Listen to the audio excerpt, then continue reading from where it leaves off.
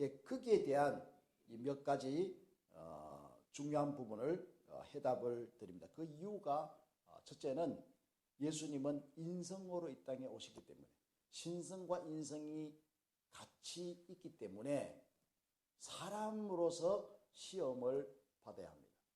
그게 인성과 신성을 그대로 나타나기 때문에 그렇죠. 그리고 두 번째는 마귀의 존재 그 이유를 설명해 주기 위해서, 우리에게 설명해 주기 위해서, 그것을 이제 조금 이따 말씀을 드리고요. 세 번째는 말씀과 사역의 일치성 때문입니다. 예, 말씀으로 살아간다는 것은 시험을 이기는 것을 얘기해요. 오늘날 우리가 한 가지 말씀으로 살아간다는 것은 어떻게, 그래서 평탄한, 형통한 이런 것으로만 생각할 수 있는데, 우리가 하나님 앞에서 살아가는 이 길은 바로 사역, 즉 시험을 이기는 것이다. 우리 삶 자체가 시험을 이기는 것이라고 하는 것을 말씀해 주고 있습니다. 삶은 따르고 예배는 따르고 신앙은 따르고 그런 것이 아니라는 게 같이 연관되어 있다는 것을 말씀해 줍니다. 자, 이제 마귀의 존재 이유를 설명해 드리겠습니다. 자, 욥기서 1장 7절 12절 2절 함께 보시겠습니다. 같이 한번 읽을까요?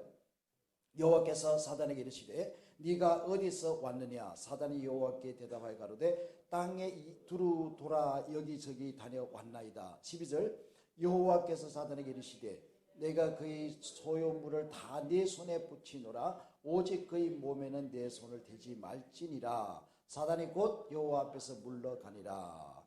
자, 하나님께서 마귀, 사탄 이들을 창세기로부터 에덴 동산에서부터 주님이 재림할 때까지 이 땅에 두신 이유가 무엇인가 하면 여러 가지가 있겠지만 우리에게 가장 적절하게 표현하고 싶은 것은 성도들을 시험하기 위해서 두셨다는 거예요. 이해가 되십니까?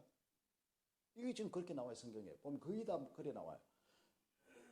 오해하지 마십시오. 하나님께서 우리를 위해서 사탄을 두셨다는 것은 우리를 시험하기 위해서 두셨다는 거예요. 왜 시험을 할까요? 에덴 동산에서부터 우리는 알다시피 그 시험이 있어야 예수를 바로 믿을 수 있기 때문에, 그런 의미에서 하나님께서 마귀를 이 땅에 두셨습니다. 그런데 굉장히 중요한 부분이 있어요. 우리 본문에서 욥기서에서 나오지만 하나님이 허락하는 범위 안에서만 자기의 권리를 행할 수 있다. 그것입니다. 네, 이것을 우리가 참 아는 것이 중요합니다. 이것이 우리에게 무기가 되어 있습니다. 그리고 우리에게는 무기를 주었기 때문에 이 사탄과 마귀를 겁날 필요가 없어요. 그것을 사용하면 돼요. 그리고 그것을 언제나 가지고 있어야 되죠. 그러면 언제 어떤 게 와도 그것을 막아낼 수 있기 때문에 그렇습니다. 우리 적용해 보겠습니다. 나는 마귀의 존재를 알고 대적하기 위해 영적 무기를 사용하고 있는지, 그걸 다 준비하고 있는지 우리가 한번 생각해 보는 시간 가져야 하겠습니다. 새해는 이런 무기를 철저하게 준비하는, 그 무기에 대해서 에베소서 6장에서 잘 말씀하시죠. 우리 영적 무기를 상세하게 말씀하는데 그 부분을 참조해 주시기 바랍니다. 자, 이제 마지막으로는 시험의 영역입니다. 이 아래 성경 몇 구절을 보면 이제 시험의 영역들이 나오는데, 이 영역은 의식주 문제에 관한, 의식주에 관한 시험이고요. 또 하나는 명예욕에 관한 시험입니다. 또 하나는 세상 권세에 관한 시험을 말씀하신 세 가지 영역을 말씀하시는데, 여러분 시험이라고 하는 것은요, 잘 들으세요. 시험이라고 하는 것은 그 사람이 그것을 할 수 있는 것이 시험에 속해요. 자, 예수님께서 돌을 떡으로 변하여 만들어 먹을 수 있습니까? 없습니까? 있어 없어요? 자, 있기 때문에 이게 시험이 되는 거예요. 근데 강경호 목사, 이 당신이 하나님을 믿는다고 그러지? 그러면 이 돌을 떡으로 만들어봐. 그건 시험이 돼야 안 돼요? 시험이 돼야 안 돼요? 이 말을 못해요. 왜 안 돼요? 왜 할 수 없으니까. 아, 장로니까 바른 말 하구나. 나 할 수 없어. 아니, 내가 할 수 있다고 생각해? 아, 이거 잘못 오해할 뻔했네, 이거. 못해요, 네. 이런 굉장히 중요합니다. 할 수 없는 것이기 때문에 시험이 아니에요. 그러나 할 수 있는 분에게는 이게 시험이 되는 거예요. 그런데 굉장히 중요한 것은요. 예수님은 그것을 이겼지만 우리에게는 꼭 같은 것으로 오지 않지만 그와 유사한 방법으로 우리를 유혹하고 시험한다는 것을 우리가 배우게 됩니다. 자, 먼저 첫 번째 마태복음 4장 3절로 4절입니다. 의식주에 관한 시험인데요. 같이 읽겠습니다. 시험하는 자가 예수께 나와서 가로되 네가 만일 하나님의 아들이거든 명하여 이 돌들이 떡덩이가 되게 하라. 예수께서 대답하여 가라사대 기록되었으되 사람이 떡으로만 살 것이 아니요 하나님의 입으로 나오는 모든 말씀으로 살 것이라 하였느니라 하시니. 자, 여기에 시험은 의식주 문제라고 그랬죠. 자, 의식주 문제를 위해서 말씀을 너는 이용하라.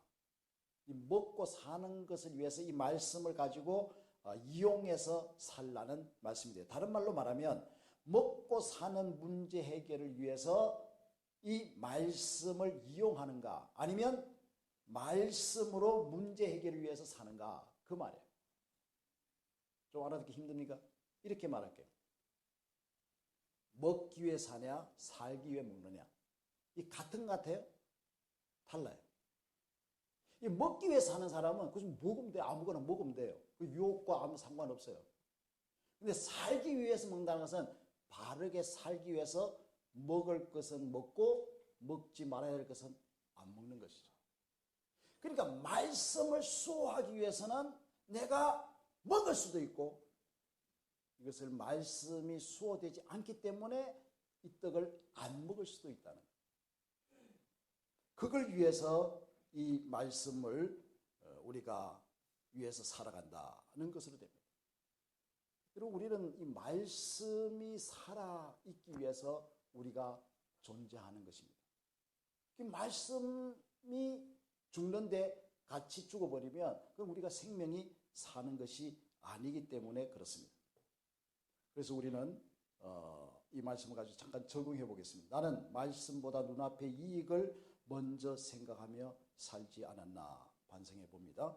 이 말씀을 이용하여 내 배를 채우는 것은 마귀에게 이미 진 생활이라고 하는 것을 우리가 알아야 합니다. 두 번째 시험은 명예욕에 관한 시험입니다. 마태복음 4장 5절에서 7절인데요. 같이 읽겠습니다.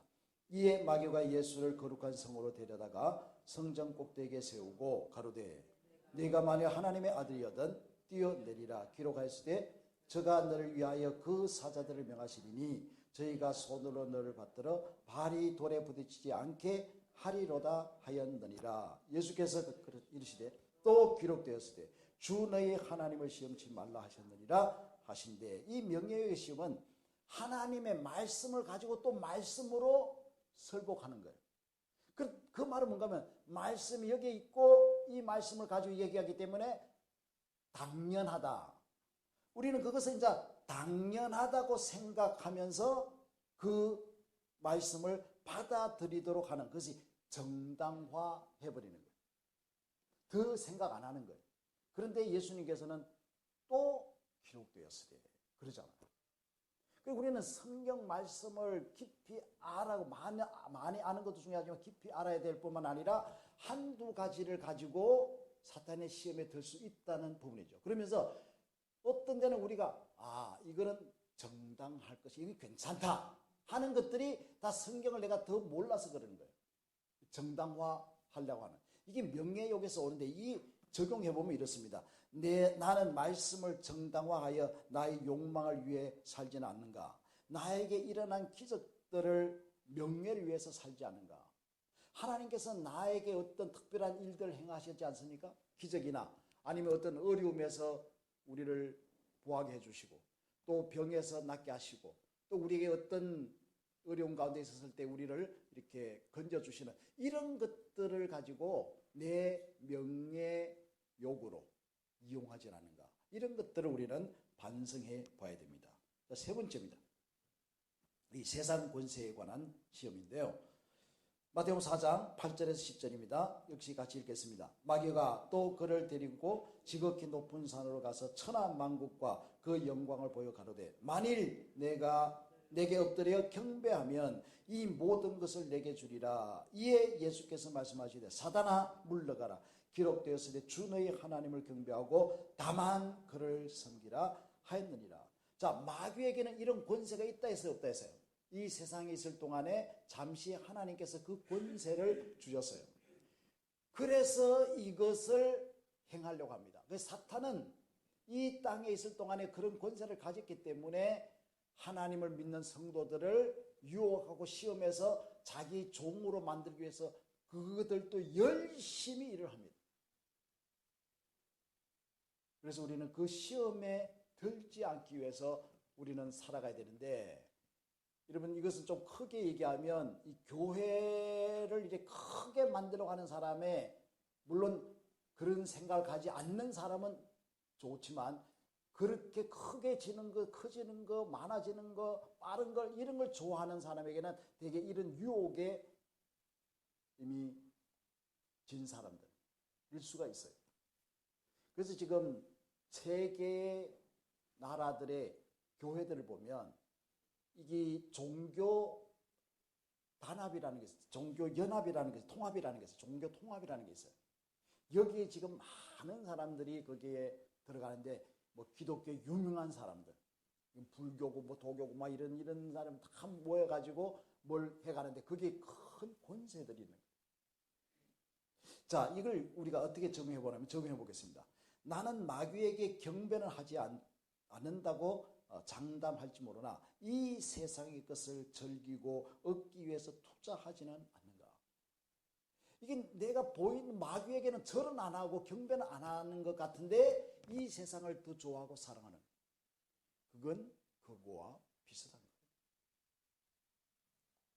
자, 이제 모든 시험의 함정을 한두 마디로 요약한다면, 네가 만일 하나님의 아들이거든, 네가 하나님을 믿는 사람이냐? 그럼 믿음을 가지고 어떻게 해야 하나님을 증거하는, 믿음을 증거하는 것이 아니라는 사실을 말씀해 주시면서, 오직 시험의 무게는 무엇이라고요? 기록된 말씀, 또 기록된 말씀과 성령 충만으로 살아가야 함을 그래서 말씀해 주고 있습니다. 마귀의 시험을 이기는 것은 바로 이것밖에 없다는 것입니다. 성경 두 구절을 가지고 마무리하겠습니다. 마태복음 4장 11절입니다. 그리고 누가복음 4장 13절 말씀 같이 읽겠습니다. 이제 마귀는 예수를 떠나고 천사들이 나와서 수종드니라. 누가복음 4장 13절 시작. 모든 시험을 다한 후에 얼마 동안 떠나리라. 자, 이런 우리 시험은 끝나지 않았다는 것이죠. 그래서 한 번으로 시험은 끝나는 것이 아니라 계속 있기 때문에 우리는 항상 말씀과 성령 충만으로 준비해야 되고, 더 중요한 것은 우리가 승리하면서, 마귀의 시험에서 승리하며 살아갈 때 어떤 존재로 살아갈 수 있다고요? 천사들이 흠모하는 그런 신앙인으로 살 수 있다는 것을 말씀해 주셨습니다. 새해는 천사들도 우리를 흠모하는 그런 신앙인의 길을 걸어갈 수 있는 복된 한 해가 될 수 있기를 축복합니다. 기도하겠습니다. 하나님 아버지, 오늘 저희들은 예수님이 시험을 받으신 목적과 시험의 영역들을 배우면서 예수님이 이미 시험을 이기시면서 우리들에게 그 시험의 비결을 가르쳐 주었습니다. 우리는 이 무기를 은혜로 받았습니다. 항상 이 무기를 잘 준비해서 언제든지 그것을 사용하며 천사도 흠모하는 그런 믿음의 신앙인으로 살아갈 수 있도록 은혜 베풀어 주시옵소서. 예수 그리스도 이름으로 기도드리옵나이다. 아멘.